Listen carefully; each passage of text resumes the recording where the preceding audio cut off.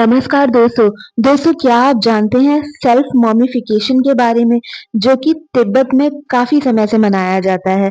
तिब्बत में स्वयं मम्मी बनने की प्रक्रिया एक रहस्यमय और आध्यात्मिक परंपरा है जिसे सुनकर कई लोग हैरान रह जाते हैं। यह प्रक्रिया सिर्फ तिब्बत में नहीं बल्कि जापान, भारत, चीन और मंगोलिया में कुछ विशेष धार्मिक परंपराओं में भी मिलती है।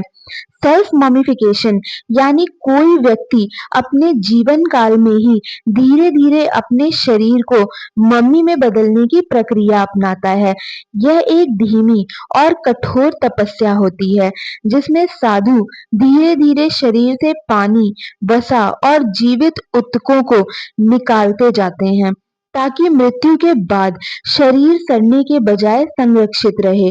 बौद्ध धर्म के महायान शाखा के कुछ तपस्वियों में यह प्रथा थी, विशेष रूप से तिब्बत, जापान, चीन और भारत के हिमालय क्षेत्र में। इसे आत्म त्याग, सेल्फ सैक्रिफाइस, मोक्ष प्राप्ति और आध्यात्मिक परिपूर्णता की प्रक्रिया माना जाता था। माना जाता है कि जो साधु पूर्ण साधना में यह प्रक्रिया पूरी कर लेते थे, उन्हें लोग जीवित बुद्ध या अमर साधु मानते थे। तिब्बत में यह प्रक्रिया लहामो चोपा या जोगिन मम्मी के रूप में जानी जाती है।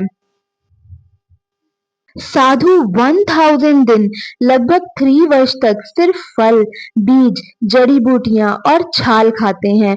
शरीर से वसा को खत्म करने के लिए साधारण खाना पूरी तरह छोड़ दिया जाता है।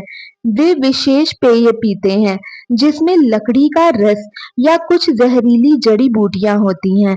इसका उद्देश्य शरीर में कीड़े और बैक्टीरिया को नष्ट करना होता है ताकि मृत्यु के बाद शरीर न सड़े।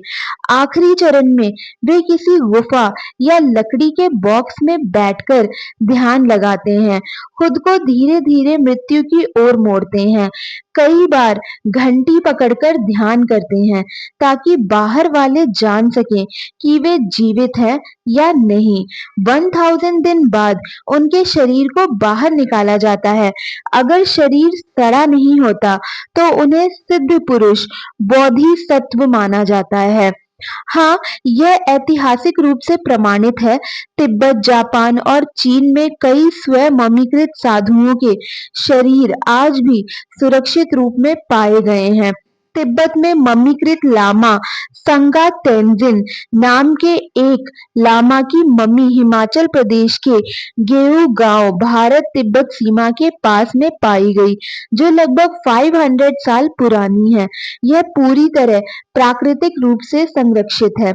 आत्मा ममीकरण को माया से मुक्ति, मृत्यु पर विजय और शरीर के अजर अमर रूप को प्राप्त करना माना जाता है। ये साधु मानते थे कि यदि उन्होंने आत्म संयम से शरीर को संरक्षित किया, तो वे संसार को मृत्यु के बाद भी मार्गदर्शन कर सकते हैं। क्या आज भी ये प्रथा है? नहीं, अब यह प्रथा निषिद्ध है और आधुनिक बौद्ध धर्म में इसे अनुशासित नहीं किया जाता। संयुक्त राष्ट्र और आधुनिक चिकित्सा नैतिकता के अनुसार यह एक मानवाधिकार और स्वास्थ्य का उल्लंघन माना जाता है।